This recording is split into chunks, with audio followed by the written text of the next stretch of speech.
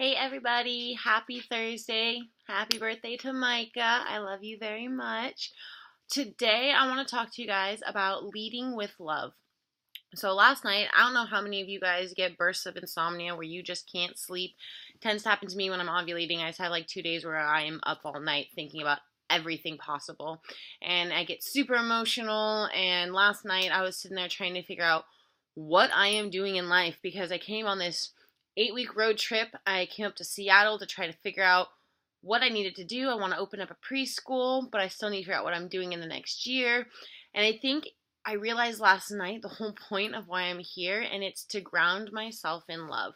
And being around kids is the absolute best way to remind myself to do that. I was with a family last night, and they were talking about a positive discipline.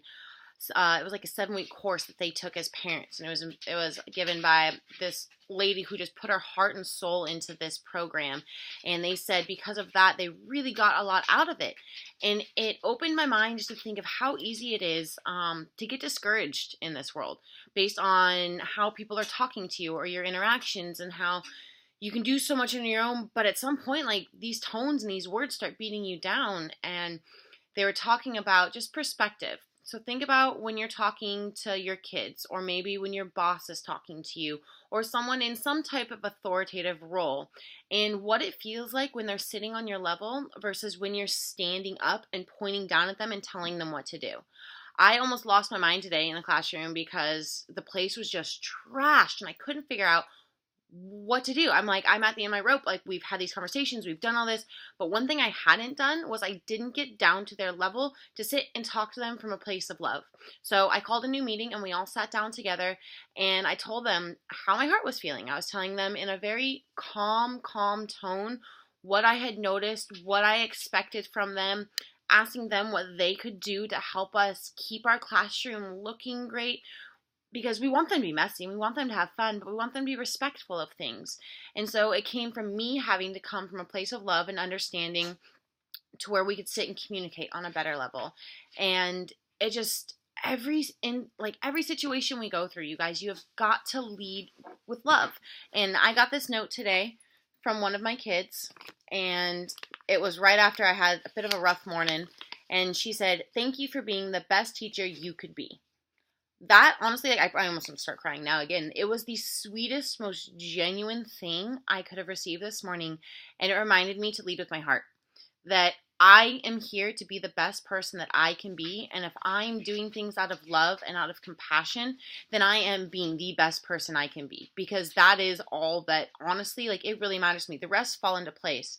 If you're leading with love, you guys, you have, the communication is there because you want to communicate, because you want to understand. You have that compassion, you have an understanding. You are able to work through things in a different way because you can interact in a different situation. You're able to find that silver lining, like we were talking about. When you learn, I mean, one thing I want the kids to learn, but I think as adults we're all really trying to work on really hard too, is loving ourselves. And when you love yourself, you're setting an example for those around you. You are showing them how to love themselves, and you're showing them it's okay that we're all different, that situations happen, accidents happen, but when you lead from a place of love, you can understand, you can empathize, I'm trying to think of the right word here, with those around you, and you can put your feet in their shoes, and you can move through a situation a lot quicker. And honestly, it feels better. You don't get those energy blocks in your body because it's just a free flow, because that's what love does, is it allows us to keep moving forward. It doesn't hold us back.